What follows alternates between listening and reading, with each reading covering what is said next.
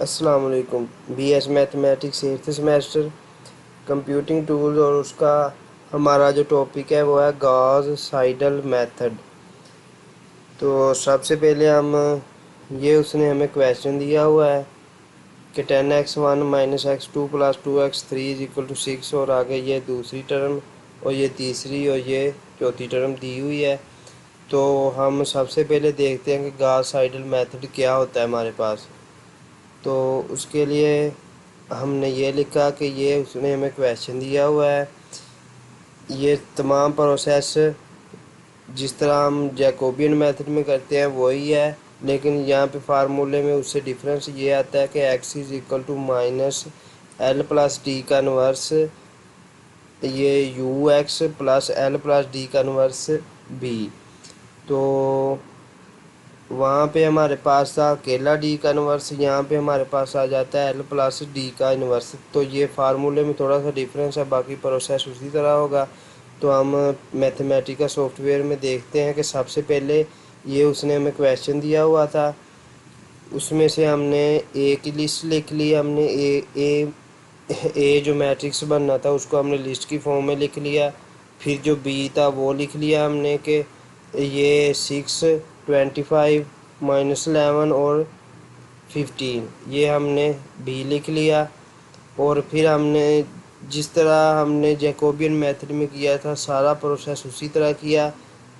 वो क्या था कि D1 = डायगोनल मैट्रिक्स ऑफ ए जो था वो होगा D1। एल जो हमारे पास वो शो करेगा वो करेगा लोअर ट्राइंगुलर राइज मैट्रिक्स को। तो उसके लिए हमने ये कमांड यूज़ की। और ए वो -1 जिस तरह हमने जैकोबियन में यूज़ की थी। और यू के लिए हमने अपर ट्राइंगुलराइज कमांड यूज़ की, इसी तरह लिख लिया। इसके बाद हमने उधर लिखा था x0 = 0, 0, 0, तो वही चीज़ हमने इधर लिख ली जो हमने जैकोबियन में यूज़ की थी कमांड के लेफ़्ट हैंड साइड = D1 अकेले के। लेकिन यहाँ पे हम यूज़ करेंगे left hand side = D1 + L। ये गॉस साइडल में यहाँ पर थोड़ा सा डिफरेंस होगा। और राइट हैंड साइड को हम लिखेंगे -u.x0 + b। वहाँ पे हमने लिखा था राइट हैंड साइड को -u + l, लेकिन यहाँ पे हमने अकेला u लिख लिया राइट हैंड साइड में यहाँ पे।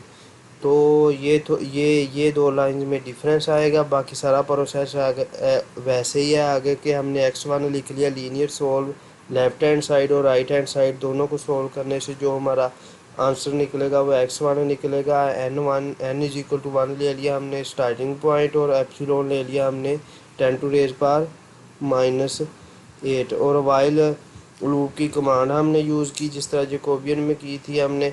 उसका जो स्टॉपिंग क्राइटेरिया वही जो जैकोबियन में था वही इधर लिख लिया, normal xn -xn -1 over normal xn। और n++ में भी ऐसे ही लिख लिया। लेफ्ट हैंड साइड का जो डिफरेंस आया हमारे पास जैकोबियन में और था, यहाँ पे जो हमारा डिफरेंस निकला था वो हमने गॉस साइडल मेथड का यहाँ पे हमने लेफ्ट हैंड साइड लिख ली, राइट साइड लिख ली, और हमारे पास n = लीनियर सोल्व उसी तरह लिख लिया जैकोबियन वाला ही। फिर हमने एस टेबल ये कमांड यूज़ की आगे दोनों टेबल बनाने के लिए। इनको शिफ्ट एंटर किया तो ये हमारे पास टेबल वैल्यूज़ आ गई। और यहाँ पे लिखा प्रिंट रिक्वायर्ड सॉल्यूशन इज़ वो xn लिख लिया। तो ये हमारे पास 1, 2, -1 और 1 इसने आंसर दे दिया। ऑलमोस्ट ये प्रोसेस जैकोबियन की तरह है और सिर्फ 2 लाइंस का डिफरेंस है इसमें।